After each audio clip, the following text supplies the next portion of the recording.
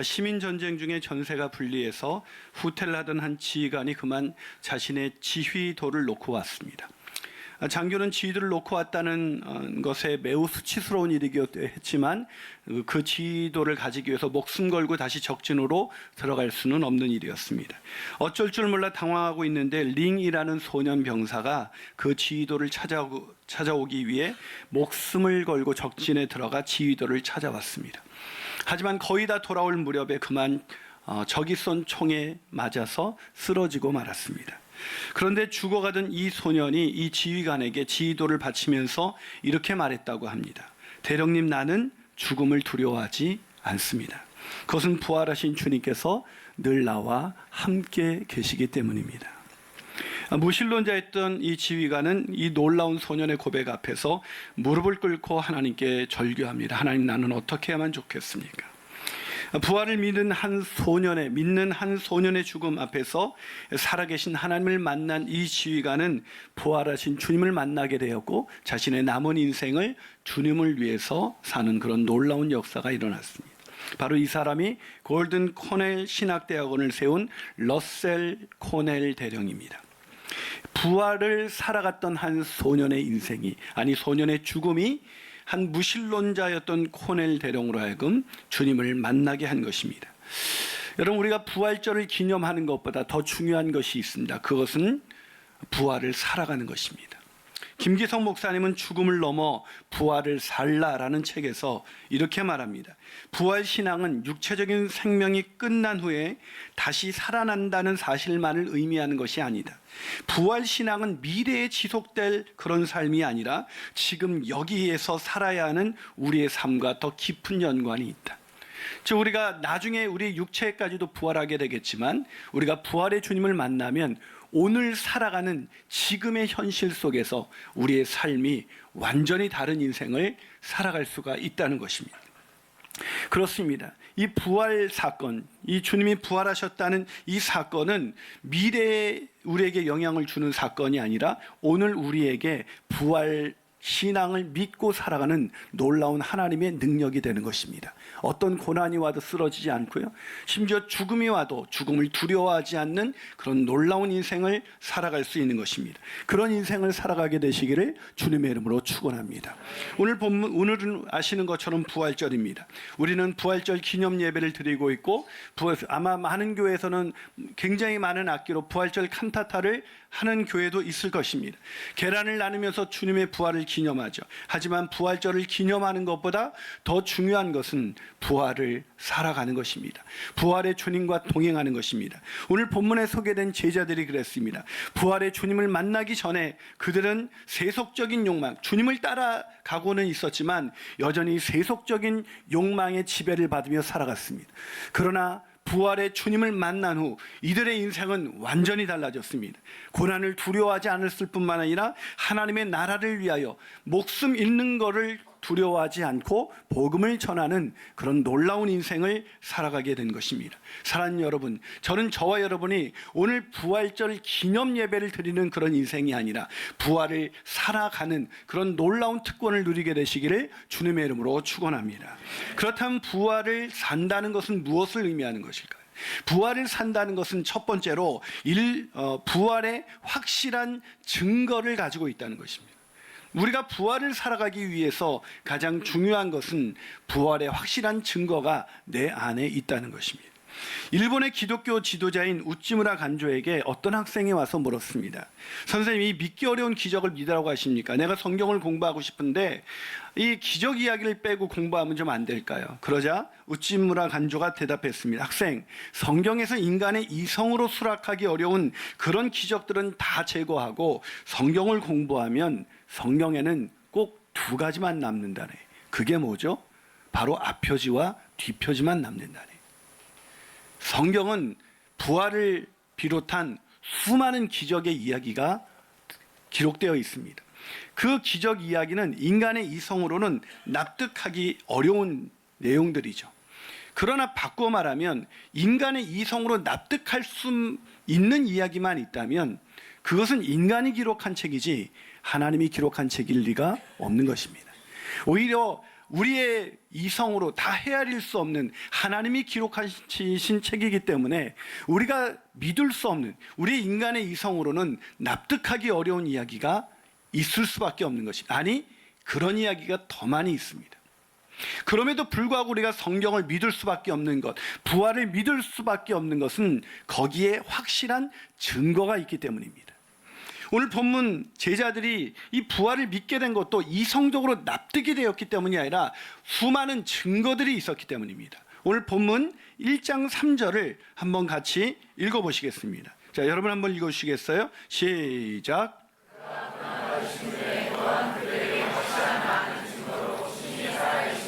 예, 거기까지 읽어볼까요? 그가 고난받으신 후에 또한 그들에게 확실히 많은 증거로 친히 살아계심을 나타나셨다. 부활하신 것을 보여주셨다는 것입니다. 여러분 그렇습니다. 예수님의 부활에는요 납득이 안 돼도 증거가 있습니다. 이 터키의 수도인 이스탄불에 가면 옛 도성 안에 1700년 된 성 소피아라는 사원이 있습니다. 이 사원은 세 차례나 큰 지진을 만났는데도 아직까지도 보존되어서 기독교의 문화와 역사를 우리에게 전달해 주고 있는 아주 소중한 유적입니다. 그런데 이 사원에서 소장되어 있던 비밀 문서 하나가 발견되어서 가이드 포스트지에 그 내용이 소개되었습니다. 문서의 제목은 예수의 체포와 신문 및 처형에 관하여 가이사에게 보내는 빌라도의 보고서였습니다.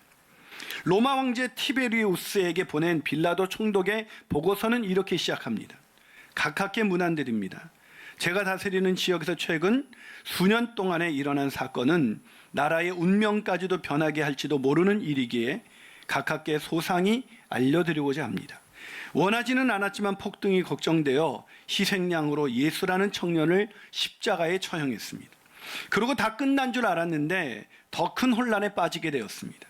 그 이유는 그가 부활했기 때문입니다.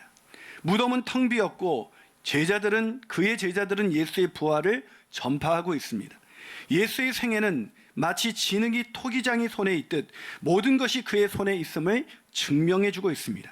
따라서 저는 그의 주장이 사실일 수밖에 없다고 감히 말씀드립니다. 본디오 빌라도. 그건 역사적인 문서입니다. 꾸며낸 문서가 아닙니다. 이 부활에 대한 증거는 너무나 많이 있습니다. 역사가들이 그것을 인정합니다. 유대인 역사가로 유명한 요세푸스는 물론이고 로마 역사가 타키투스가 예수님의 부활을 증거하고 있습니다. 더 확실한 증거는 부활의 증인으로 살아가고 있는 제자들입니다. 막달라 마리아와 여자들, 엠마오의 두 제자, 11사도와 수많은 사람들, 성경에 보면 부활 후 예수님을 만난 사람들이 500명을 넘어섰습니다. 500명의 증인들이 있습니다. 부활하신 주님을 직접 본 사람들이 500명이 넘습니다. 그 중에는 예수님을 절대로 믿을 수 없었던 예수님의 친동생 야고보도 있었습니다. 아니 예수님의 부활을 제대로 믿지는커녕 예수 믿는 사람들을 핍박하던 사도 바울도 부활하셔서 자신에게 나타나신 예수님을 만났습니다. 여러분 더 확실한 증거가 있습니다. 그것은 오늘도 우리가 살아계셔서 부활하신 주님을 우리의 삶 속에서 만나고 있다는 것입니다. 아멘이십니까? 그런데 사람들은 이런 확실한 증거가 있는데도 안 믿습니다. 그건 불신입니다.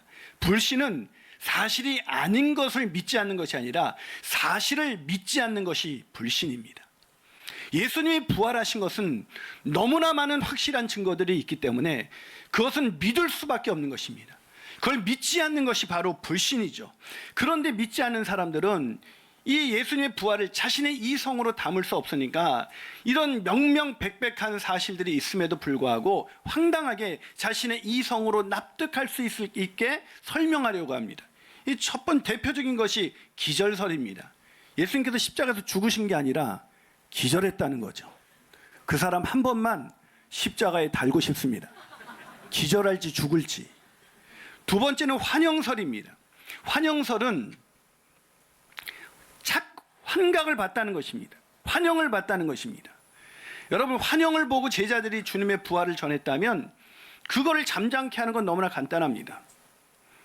유대인들이 예수님의 십체를 보여주는 것입니다. 끝이죠. 보여줄 수가 없었습니다. 환영이 아니었기 때문이죠. 세 번째는 제자들의 도둑설입니다. 제자들이 죽은 예수의 시체를 몰래 훔쳐다가 숨겨놓고 주님 부활하셨다 이렇게 전했다는 것입니다.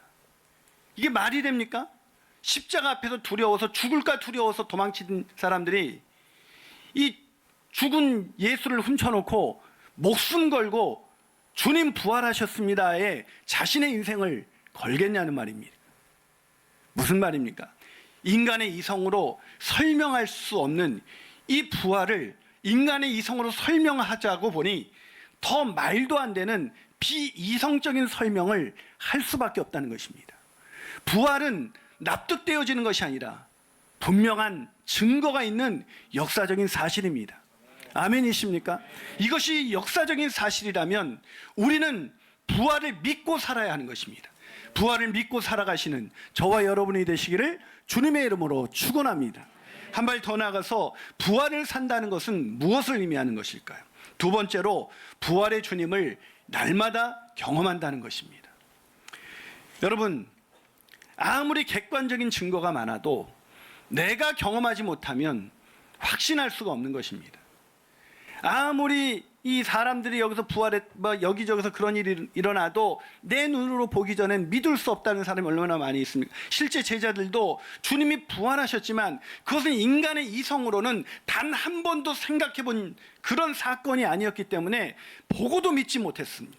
오죽 답답하면 도마가 믿을 수 없다 그러자 이걸 놓고 믿으라고 얘기하시면서 너는 보고 믿느냐 보지 않고 믿는 자는 더 복되도다라고 말씀하신 것입니다. 여러분, 부활을 살아가기 위해서 객관적인 이런 역사적인 증거도 중요하지만 더 중요한 것은 내가 오늘 부활의 주님을 경험하는 것입니다. 내가 오늘도 살아계신 주님이 나와 동행하시고 내가 온갖 고난과 역경 속에서도 나를 건지시는 살아계신 하나님이라는 것을 보는 것이, 경험하는 것이 중요한 것입니다.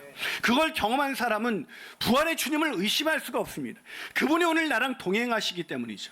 우리가 지난 금요일 이 성금요일에 이 죽을 고비를 수도 없이 넘겼다가 이 아버지를 살리기 위해서 시집을 갔는데 시집을 간 것이 아니라 중국인에게 우리나라 돈 중국 돈 12,000원에 팔려간 이혜경 전사님의 간증을 들었습니다.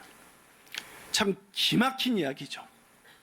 수도 없이 개돼지 취급받으면서 사람 취급받지 못하고 그 모진 고난과 이 죽음의 그 모든 것을 통과하고 나중에 아버지를 살리겠다는 그 일념으로 살아가던 그 여인에게 돌아온 현실은 중국인 맹인에게 12,000원에 팔려간 것입니다. 보통 사람 같으면 어떻게 할까요? 거기서 인생 끝나는 거죠. 인생 하소연하면서 내가 어쩌다가 인생을 이렇게 살게 됐나, 그렇게 생각하면서 끝나는 것이 당연한 거 아니겠습니까? 그런데 그 이혜경 전사님이 지난 금요일 우리에게 와서 살아계신 하나님을 증거하고 살아계신 하나님을 찬양하고 자기가 살아난 것이 하나님의 역사라고 말하고 있습니다.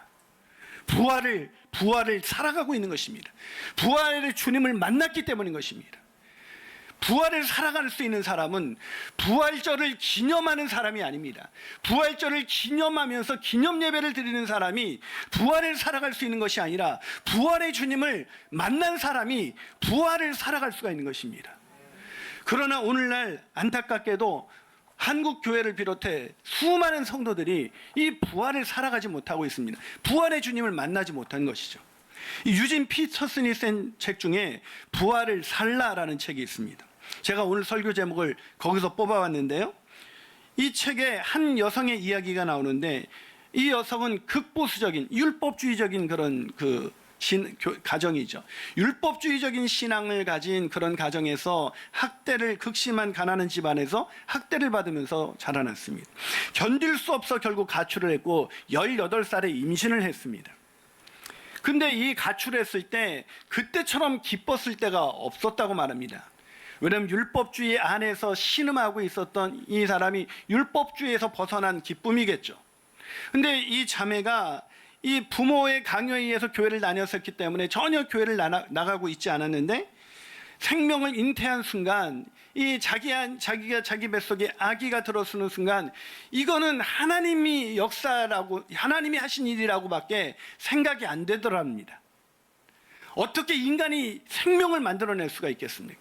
하나님의 창조를 믿게 됐고, 그렇게 정말 하나님의 존재와 하나님의 살아계심을 느끼게 되었다고 말합니다. 하지만 아이를 낳고 몇 주 그녀는 완전히 무너지고 말았다고 합니다. 왜냐하면 생명을 낳았지만 어떻게 키워야 하는지 아는 것이 하나도 없었기 때문이죠. 혼란스럽고 감당할 수가 없었습니다. 다시 술을 마시기 시작했고 알코올 중독자가 되고 결국 마약에 손을 대고 마약 중독자가 되었습니다. 그 후 20년 동안 이 자매는 자기의 아이와 함께 샌프란시스코 길거리에서 구걸을 하면서 인생을 보내고 있었습니다. 그런데 어느 날 그 근처에 텅 비어 있는 그 한 예배당에 들어갔다가 그 예배당에서 아무도 없는데 거기서 살아계신 주님을 만나게 됩니다. 그 살아계신 주님의 음성이 그녀의 마음속에 들려지는 순간 이 자매는 하나님이 살아계신다는 것을 확인하고 그 주님과 동행하는 인생을 살기 시작했습니다.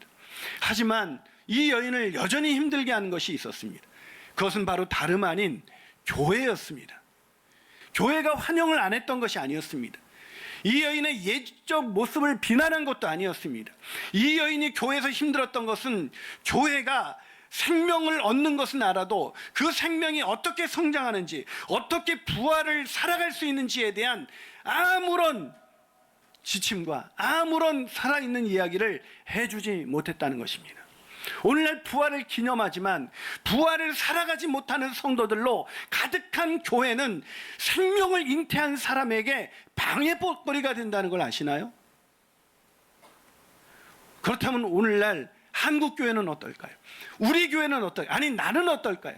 나는 오늘도 살아계신 주님, 아무리 역경과 고난이 온다 할지라도 나와 동행하시는 주님, 죽음조차 이기신 사망 권세를 이기신 주님과 함께 오늘을 동행하면서 살아가기에 누군가가 내 목장에 들어왔을 때, 누군가가 나에 대해서 예수 그리스도에 대해서 물을 때 살아있는 간증을 얘기할 수 있는 사람이 되고 있습니까? 좀 전에 오영빈이라는 그 집사님은 수도 없이 모태신앙입니다. 어려서부터 엄마의 뱃속에서부터 교회 다닌 사람입니다. 그러나 그가 부활하신 주님, 살아계신 주님을 만나지 못했을 때 그의 신앙생활은 그냥 습관이었고 그냥 종교적인 의무에 불과했습니다. 그러나 최근 그분이 부활하신 주님을 만나고 그분에게는 간증이 넘쳐나고 있습니다. 살아계신 하나님이 나와 함께 하셨고 나를 도와주셨고 오늘도 내 삶을 이끌어 가신다는 고백이 있습니다. 이게 부활을 사는 것입니다. 사랑하는 여러분, 살아계신 하나님과 동행하지 않는 사람은 부활절 예배를 기념할 수 있을지는 몰라도 부활을 살 수는 없는 것입니다. 저는 저와 여러분이 부활을 살아가시는 그런 놀라운 축복을 살아가게 되시기를 주님의 이름으로 축원합니다. 마지막으로 부활을 산다는 것은 무엇을 의미하는 것일까요? 그것은 부활의 주님이 맡기신 사명을 위해서 살게 된다는 것입니다. 무슨 말입니까? 이 세상의 이 부귀와 세상의 명예를 쫓던 인생에서 이제 하나님의 나라와 하나님의 의를 위한 인생으로 인생의 목적이 바뀐다는 것입니다. 성경에 부활의 주님을 만나고 인생의 목적이 안 바뀐 사람은 단 한 명도 존재하지 않습니다. 왜냐하면 부활의 주님을 만나는 순간 이 땅에서 내가 추구하는 모든 것이 헛되고 헛되며 헛되다는 것을 깨닫게 되기 때문이죠. 이 땅에 있는 것은 죽음과 함께 다 사라지는 것이고 내가 죽음을 넘어 저 세상으로 가져갈 수 있는 것이 하나도 없으며 오직 하나님의 나라를 위해서 사는 것만이 내 인생에 가치 있는 것으로 깨닫게 되기 때문이죠.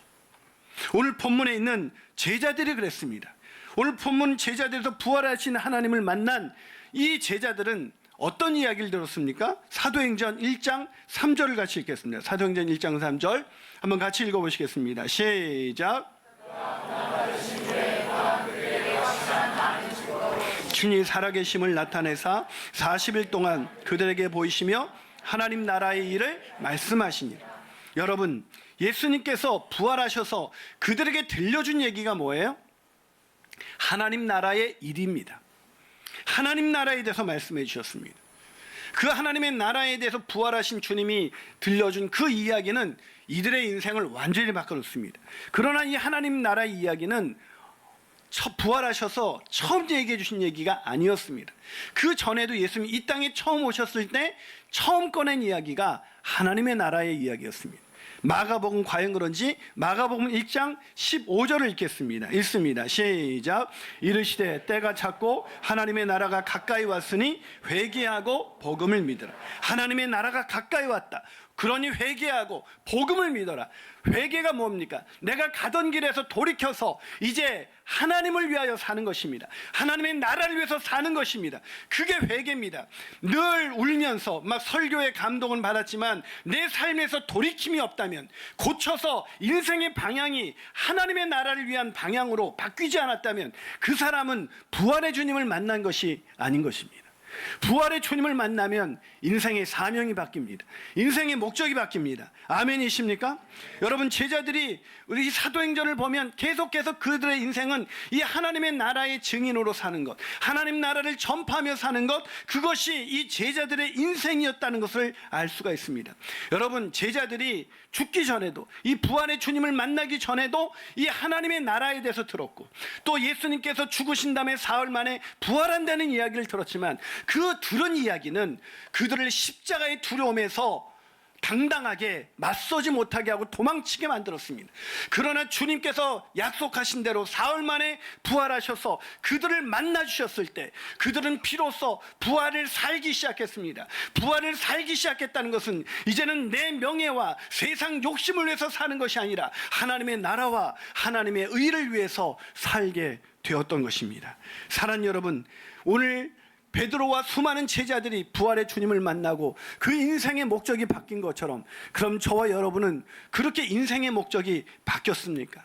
혹시 아직도 세상의 헛된 욕심과 세상의 헛된 것을 추구하면서 그것이 이루어지지 않을 때 낙심하고 좌절하고 살다가 어느 날 다가온 죽음 앞에서 죽음을 두려워하면서 나 이제 어떻게 하지 이러면서 허무한 인생, 그런 인생을 살아가고 있지는 않습니까? 저는 저와 여러분이 부활하신 주님을 경험하고 부활을 살아가기에 늘 주님의 사명을 감당하시는 그런 놀라운 인생이 되시기를 주님의 이름으로 축원합니다.